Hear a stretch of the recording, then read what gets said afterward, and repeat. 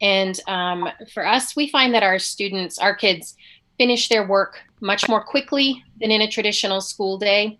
They're, they're more focused. They have less distractions. There's less movement in between classes, that kind of thing. So the time spent on actual schoolwork is really not as much. We're usually done by noon, 1 o'clock during the day, and our kids are learning everything from Latin and French to chemistry and biology. So I mean, we're not lacking. So we do try to balance it though. My youngest, who does attend that, spends an awful lot of time on the computer, because the format is to deliver the information via the computer, and so we're finding that we actually have to limit her social time on the computer because she spends so much time doing the schoolwork. So we found that if we can get the majority of this stuff done by noon, she can have a break and then spend some quality time with her friends a little bit later. So I've noticed a particular fun between, I have two siblings here, and I've noticed that they've now taken to spending time together. And so they'll take the dog and they'll take the dog for a walk in the afternoon, or they'll go out and they'll do the hike. They're enjoying that. Terry, I know you're in Bedford. They're enjoying that Joppa Hill loop out there, right? And so they've been enjoying each other more socially, I think, than they ever have in their whole life. And that's been a beautiful experience for them, as sisters, to, while they don't have all their friends, they do have each other. And so that's been really nice for my two. I think, Sarah, to your point, I think that's didn't place enough value in that social aspect. I mean, I know that especially my son is a social person. He's much more of an extrovert than anybody in our family is. But I think as this continues, is going to really miss the things like before school. He liked to arrive at school 25 minutes early, and he just hung out with his friends, hanging out at lunchtime, just seeing the friends, and he's meeting them online still, but he's only meeting the kids that he's close with. He has no opportunity to meet new friends, which I think is really important as you progress through a school year and you interact in your classes. So I think that's going to get harder for us as as this is going to stretch out. I think many people think, and I think that's going to be one of the bigger challenges. And going off of that too, I know especially those of you with kids who are seniors, there's been a lot of concern from parents amongst how are they going to get their credits to graduate? What does graduation look like? You have things like prom, sports. This is the last season for a lot of kids. So how are you dealing with some of these issues? One thing our school district is doing that I work in, that I really thought there were two things. For one, the principal of the high school does incredibly hokey videos that are very well liked by the community. One of them, I think, had 22,000 views within a week. So he's doing a lot of that to engage the community. Last week, he announced, the signs that you see out in the road that say, "I have a senior." They're distributing them early, and they're encouraging people to put them out in their yards. And then today, I saw people started decorating their doors with "I have a senior," and they're putting up like sports memorabilia, awards that they won, and everybody is trying to rally around the seniors in a different way than maybe that we would have done before. And then we're talking about all sorts of ideas on what graduation could look like. We're trying to engage the kids in that decision. One of the proposals is sort of a drive graduation where they drive through, and that's pretty soundly been rejected. Yeah, it's not enough. And they should do that too, right? Right. So Matthew, you talked a little bit about how you changed up your curriculum a little bit to suit your students a little bit better. How are you finding the balance among your classes? Are more doing well? Are people doing better? Are people doing worse? What extra resources are you giving them? It's a mixed bag. It's kind of interesting.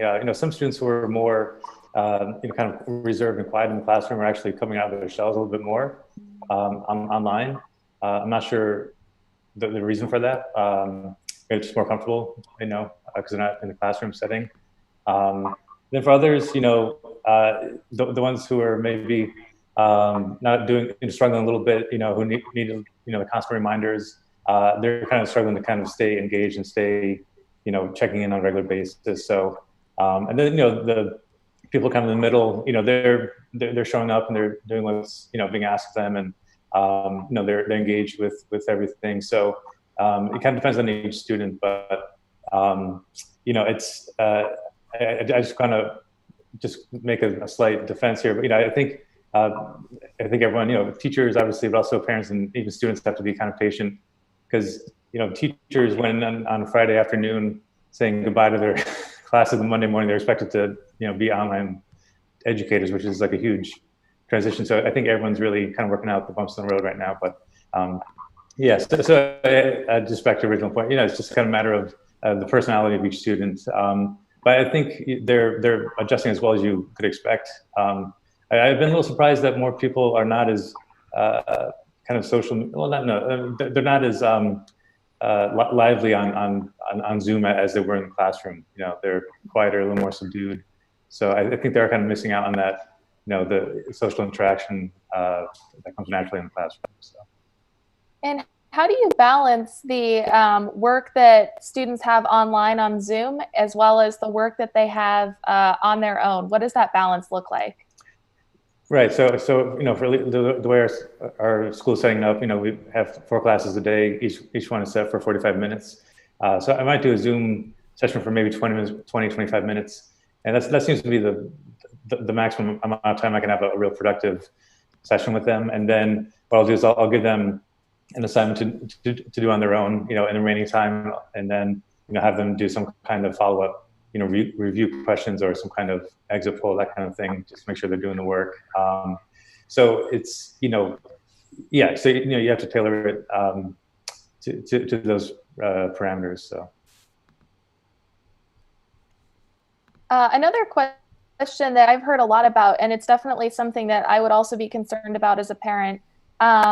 What do you say to any of the families who right now feel like they're concerned about their child falling behind? Mm-hmm. This is a really scary time for a lot of people, and there definitely is a concern of what happens if my child is not kept up and they fall behind next year. So that's open for any of you.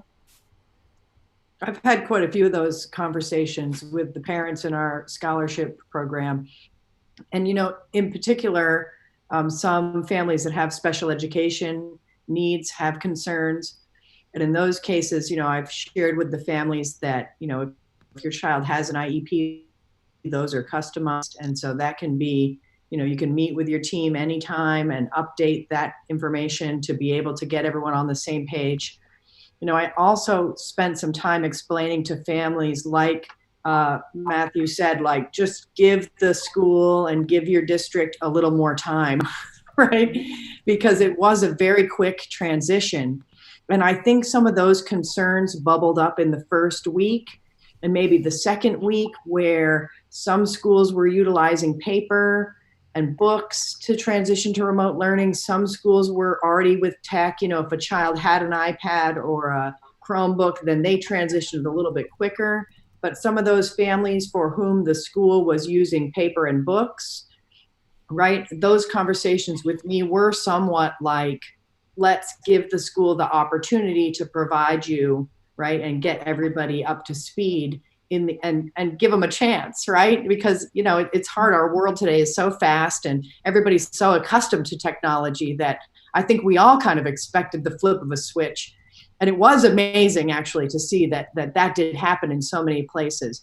But also, I think those discussions about allowing the time for the transition was really important. And then 2, just giving families suggestions of things that they can do in addition to what they're getting from the school to be able to work with their child if they do have a concern or something that they feel like, if they're like, my child is struggling in spelling, well, that's something you can do that at home for fun. Right? Let's have some spelling challenges. So it was really interesting to hear those conversations and to be able to, at least provide families with somebody who could say, it's going to be okay. Everything's going to be okay. One of the pros, and I know to some people there are not a lot, but we're later in the year and our teachers, our educators, our homeschoolers know their students, and they have at least had a baseline from the beginning of school. until now. And that's one of the things that I keep trying to remind my 10th grader about when she's had a little bit of frustration, is that you have all this baseline with your teacher. So when she has gone on these one-on-ones, which she had spontaneously this morning with 2 of her teachers at the same time, she was ready, but they knew her. And that was one of her comments, was how thankful that she was for them being able to reflect on other things that she had done already. So it gave her more confidence about the end of year result with them. We have to also remember that everybody's going through this at the same time. You know, all kids, all schools, all teachers, we're all in the same boat around the world, globally. So if we all have to do a little more work at the beginning of the school year next year, we're all going to be happy to do that, because we're going to be so happy to be back in our buildings with all our people. It's going to be fine. We're all going to recover from this. We're remarkably resilient. Look, like you said, Kate, the flip of the switch, we transitioned out of school. We're going to transition back into school, and we'll be better off for it, because we will have learned so much more about ourselves and our families and what we love and what we don't love and what we miss about the school. It's a matter of perspective that we will have gained. May I say one more thing? I have an only child, and I know people were talking about siblings, which was one thing that I really missed for my child at first. But they have gone on to having, last night, my daughter had a virtual charades game with a bunch of her friends. It was hilarious. I think their innovation skills are really coming around. Mm-hmm. When there's a will, there's a way type of thing. One of her friends lost their phone for a week, and I was brokenhearted because connection is key. And unfortunately, for those of us who don't love electronics like me, I think that we have to be a little more lenient with that. We've got a lot of great questions coming in. And one of the questions that seems to be kind of recurring has to do with those students with special needs. And this is especially a really tough situation for them.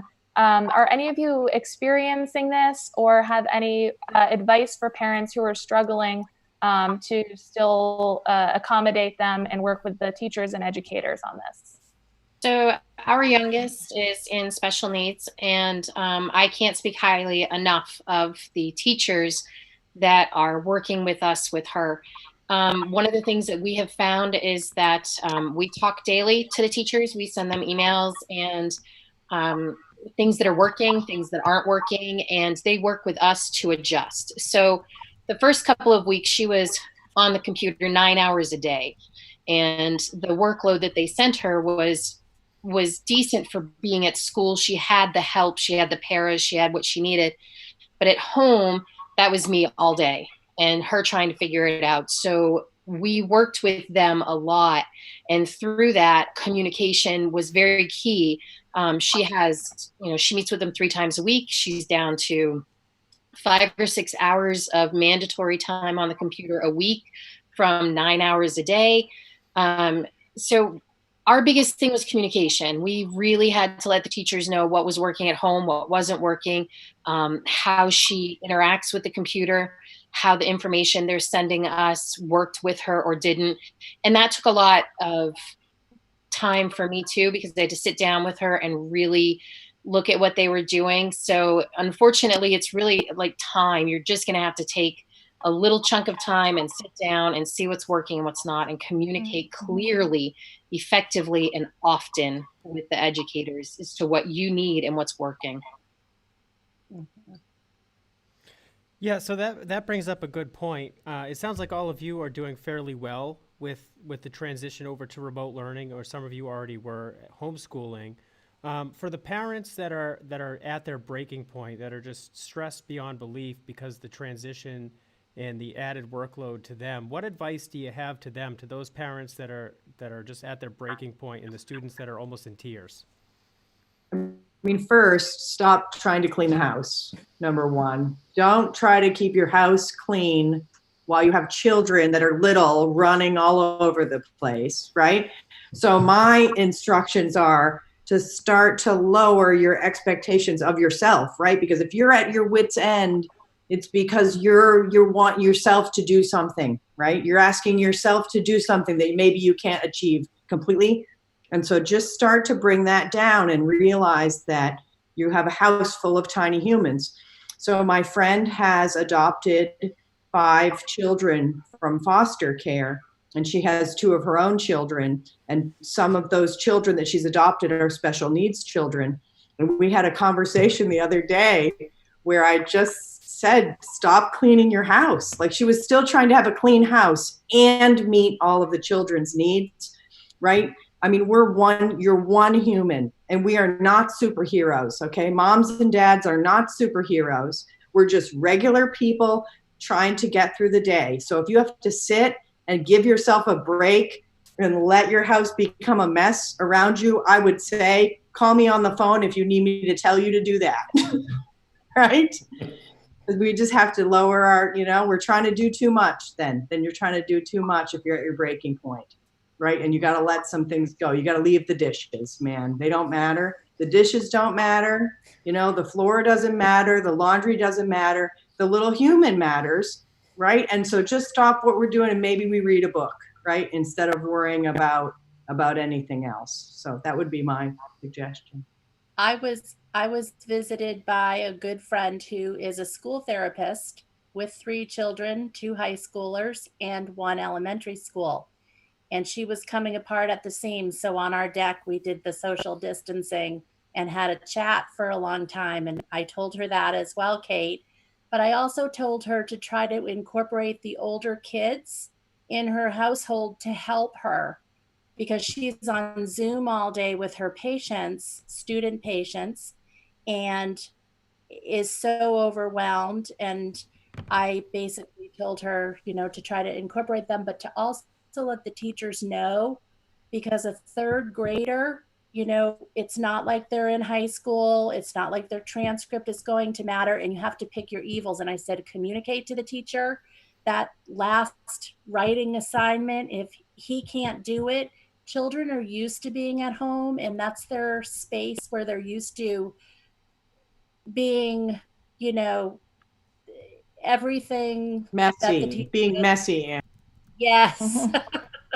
And it's okay. They're used to, when mom and dad are home, having their full attention, and communicate that to the teacher. And you know what, if that assignment doesn't get done, we're in different times right now, and you have to just let the teacher know it didn't get done, and it's okay. We're all human, and it's okay for all of the people who are working from, home to hear everybody, because this is reality, and it's something that everybody also has to accept. I tell people all day long, I work with people who are on the phone from home all day, trying to run my business. And I tell them, I love hearing your babies scream and cry. It's like being on a plane with a baby or kids who are, in a hard time, but it's all okay. And I think that's what we have to tell ourselves too, as parents, educators, that we're all normal. We, like Kate said, we're not superheroes. So we have to just not judge and accept each other. I think one thing I'd kind of like to add there, I don't have kids, but I've worked with kids for a number of years. And at the end of this, you want mine? I could drop them off. At the end of this, they're not going to remember the technical glitches they had or the school projects that they didn't get to finish. They're really going to remember the experience as a whole and how they felt about it. So I think it's really important for parents to know that the kids are going to be okay, and just be there for them. Don't worry if they're falling a little bit behind right now. We'll be able to help them catch up once this is all over. So I would just really focus on being there for your kids and just knowing that it's going to be okay. And I just want to add something. I think that we don't give kids enough credit for what they're capable of doing. I think that we as parents in this generation do way too much for our children.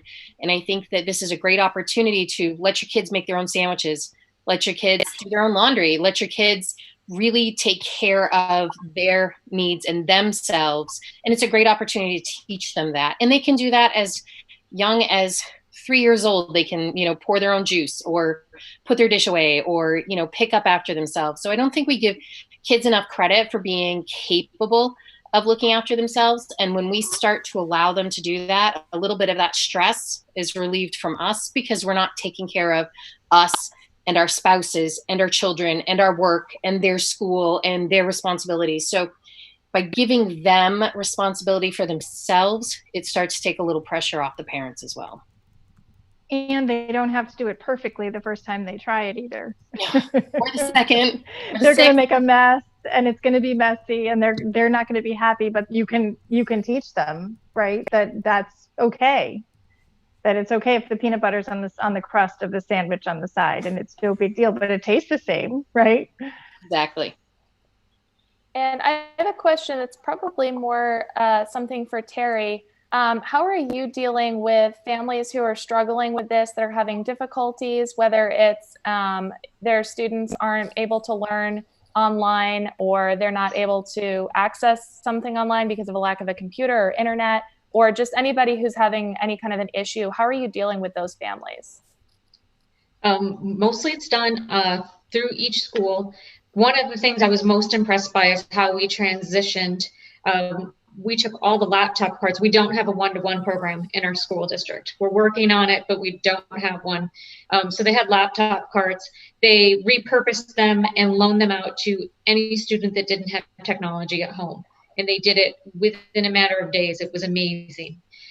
They found out who didn't have internet access, and Xfinity waived their fees for they have a $9.99 feature, and so we helped connect them that way. We know we still have a few people that don't have it, and then also our real concern is the youngest learners, like kindergarten, first grade, who aren't going to be doing a lot of online learning. Plus, we do keep calling it remote learning, not online, because we hope there's a large offline component. So anybody that requests packets can get packets through their school. Most of that is done at the much lower levels, kindergarten, first grade, second grade. And so they can fill those out and do assignments such as, reading a book or watching. A lot of the principals are actually reading a book, and then students can watch the video when they want to. And they can also watch it, 10 times if that's something that they want to do. And then the Commissioner of Education, Frank Edelblue, has also been really good. We participate in calls 2 or 3 times per week with him. And if families can't get the technology, he will directly call internet service providers and get technology for families. So there's pretty aggressive moves trying to support families in this transition. And Matthew, I have a question for you. What resources have been available to you as a teacher to transition during this? I'm sure you've been able to talk to other educators. What's that experience like? Right. So my district has been using Google Classroom, and so they've had a lot of online training with Google, with people from Google on a pretty regular basis since we went through remote learning. So that's been very helpful. So just been, being able to attend some of those conferences, or not conferences, but, the online sessions. So that's been really great. Also, I've just been, using certain blogs. There are a lot of, good teacher blogs out there with, just amazing list of resources. So I've been kind of picking their brains. So, and also, just people in my department, at my school, we have regular faculty meetings, both, as a school, but also as departments. So kind of have that regular teacher interaction is still very important, even though we're separate. So being able to kind of, pick their brains as well. So yes, there's a big, combination of different resources.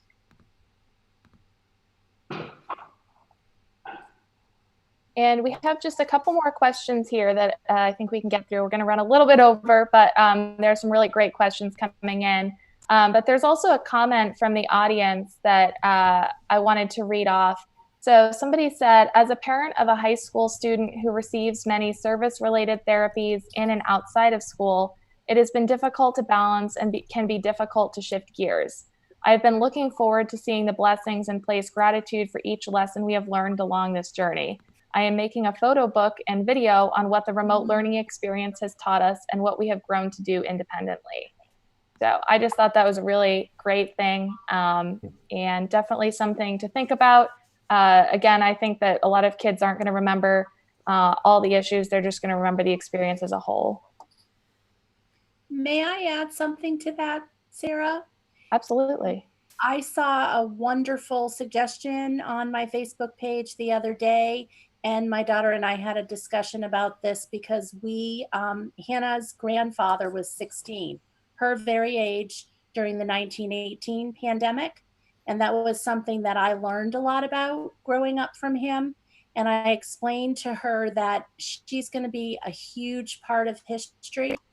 And she was very interested when I read her the suggestion to journal and to put as many things in that journal as she felt either necessary or that she wanted to contribute, because later on, all of these entries, pictures with, our ability to have cameras, but just all of the information that we're going to reflect back on is going to be so huge for people,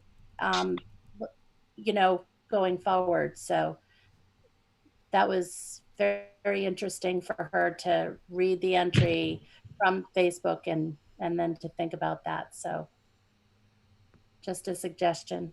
Great. I think this is probably the last question, but it's something that I've also wondered about. Do you have any advice for parents who are trying to balance screen time, especially with younger elementary school kids who are not going to be wanting to sit in front of the computer for 8 hours every day? So do you have any advice for them on balancing those difficulties? I think our biggest thing is if the parent has the capabilities to try to structure the work into a project-based learning. If they have to read something and do reading comprehension, read Little Red Riding Hood and then learn about how to make a map because she has to walk a trail, and then go out into your neighborhood and make a map and build a basket out of, construction paper. A lot of the things that teachers want the kids to learn, the activity of the worksheets and the slides online help gauge how those kids are actually learning that information. But if you put it into a hands-on thing, you talk to the teacher and say, you know what, it's too much screen time. We're just going to learn about butterflies and we're going to go outside and we're going to journal it and we're going to read some information about butterflies and watch a show and we'll talk about it. If they have the capabilities of doing that, that is just one of the best ways to go about really decreasing computer time for that age group. Hands-on, project-based, and then just shoot the teacher an email and say, this is what we covered and this is how we did it, and take pictures along the way, and hopefully minimize that opportunity of being online. So one of the recurring themes that I seem to be picking up tonight is the importance of communication, not only between the parents and the kids, but also the parents and the teachers and the kids and the teachers, and stressing that communication amongst all of the interested parties so that everybody is getting what they need and expressing their needs well and communicating that way. Would you all agree with that? Absolutely. Absolutely. Yes. That and I'm hearing more positive than negative all over the place. Just so everybody knows that in general, the response from people has been significantly, and I'm calling random samples. So I've been calling a family from every school that I have scholarship kids at all over the state, just to see what's happening, just to check on people, just to make sure everybody's okay. And the amount of positive feedback that I'm getting about schools and teachers and districts and New Hampshire in general has been astonishing. And so, yes, Chris, you got to talk about communication. And yes, Sarah, we give suggestions for when you're experiencing challenges, but also kind of a takeaway I hope to leave people with tonight is that it's really positive. I mean, we're getting national attention for our incredible work here transitioning to remote learning, and the families are telling me that too. So, not just at a 50,000 foot view, but in the real world. And so I would almost just say, it's almost cool. I mean, I want to add something to that. One of the questions earlier was about the frustration and really being at the end of their, and it's normal. Homeschool parents go through it all the time. I mean, if you can make it through a day without hiding in your pantry, drinking your coffee from the pot with whipped cream on it and not crying your eyes out, it's a great day. So it's really normal to feel this frustration. It's normal to feel caged. It's normal to feel like you're not going to make it, because we all feel that way. We all feel like we're not doing our best. We all feel like there's more that can be done. So just know that you're not alone in feeling it, that we have all been there. We all are still there. And it's completely normal to feel that frustration and that level of just, it's not going to happen. I can't do it anymore. So those are the moments where you take a breath, you take a step back, you just say that I've had enough, and walk away. And like I said, everybody's been there, and it's completely normal. And that frustration level it's prevalent in the majority of homeschoolers' lives anyway. So welcome. I think that's really a key takeaway too from all of this, is knowing that we're all in this together. There is a community of support around you. So if you are a parent who is really struggling, or if you're an educator who's struggling, please know that there are plenty of people to reach out to. I'm sure anybody on this panel would be happy to talk to you. But I think also too, so many of the schools are ready to hear your thoughts, whether it's a complaint or suggestion, something they're doing well. I think everybody really wants what's best for the kids, and any way we can make that happen is great. So just to kind of wrap up here, does anybody have any final thoughts? I have one. Sure. For everybody out there, it is okay to simplify. I think this is a big wake-up call to our world. Every facet of our world, simplifying is good. It's good for our kids. It's good for us. It's good for our educators. And I think it's wonderful how all on this panel and all the educators homeschooling and public educators, how everybody's just kind of coming together and resourcing each other. I'm proud of all of us. Awesome. Well, if anybody else has anything, feel free to jump in now. Good. Great. Well, all thank right. you all for joining us tonight. Covered everything. Awesome. Just a few things as a follow-up. If you are looking for additional resources and ideas of things that you could be doing with your parents, with your kids at home, feel free to join a Facebook group that's run by a group called Yes Every Kid. The name of the group is Learn Everywhere. It's not actually connected to the Learn Everywhere program we have here in New Hampshire, but this is just a group that is for parents and educators across the country to share the helpful tips and hints that they have learned, whether it's video. I think somebody's been posting some videos on art classes. Other people have posted tips on scheduling and time management. So it's a great community of parents there, and I would definitely check that out. So it's on Facebook. The other thing is, if you are having issues, please reach out to the schools or to the Department of Education. The nhlearnsremotely.com, I believe, has lots of resources as well. So please feel free to reach out there. And I also have, Christina said that if anybody is looking for resources offline, or that they feel like they'd like to chat, please reach out. So if you have questions after this, feel free to email me. I'll put my email address in the chat here, and I can get you connected with the panelists here.